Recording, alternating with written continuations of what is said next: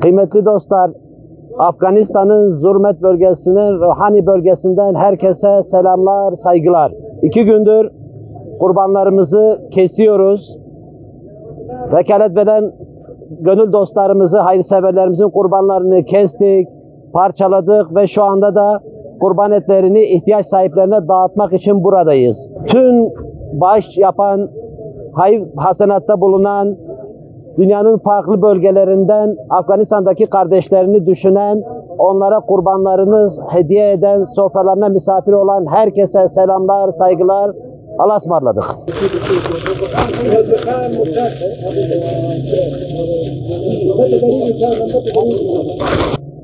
Hayırlı olsun. Bayramınız mübarek olsun. Buyurun. Bayramınız mübarek olsun inşallah.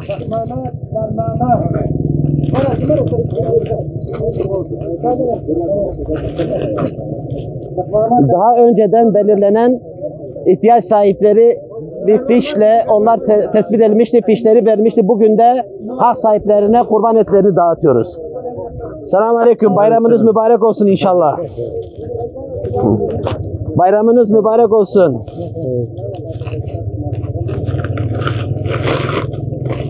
Bayramınız mübarek olsun inşallah. Organizasyonu kapsamında Afganistan'dayız. Burada vekaletlerini aldığımız büyük başlar ve küçük başların kurban kesimlerini bitirdik.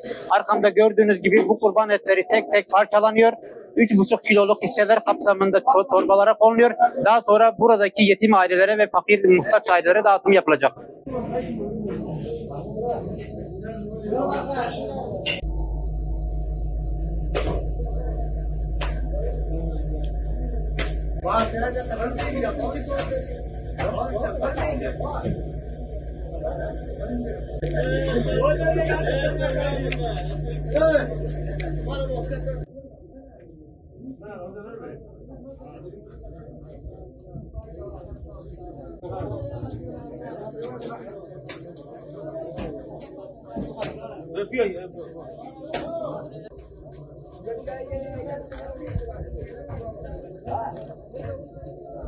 Selamünaleyküm.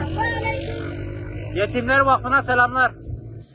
تشكر از نهادی مؤسسه یتیم‌بر وقت بسیار متشکرم از بسیار ممنون هستم که برای مردم منطقه ما هم یتیم هم یعنی بیوه و مساکین و غریبه و دیگه بسیار جهت نیازمند بود و ما همکاری کردیم که ما شما استخدام که اینجا بسیاری از قربان ما ذبح کردیم و تقسیم و توزیع کردیم از یتیم بر وقت نهاد مؤسسه بسیار تشکری Yetimler Vakfı'na teşekkürlerden hazırladılar.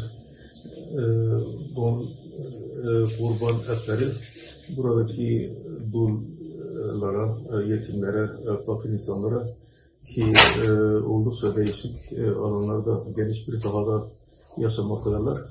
Onlara dağıtılmaktadır. Ve bu hizmetler için kendilerine teşekkür ediyorlar.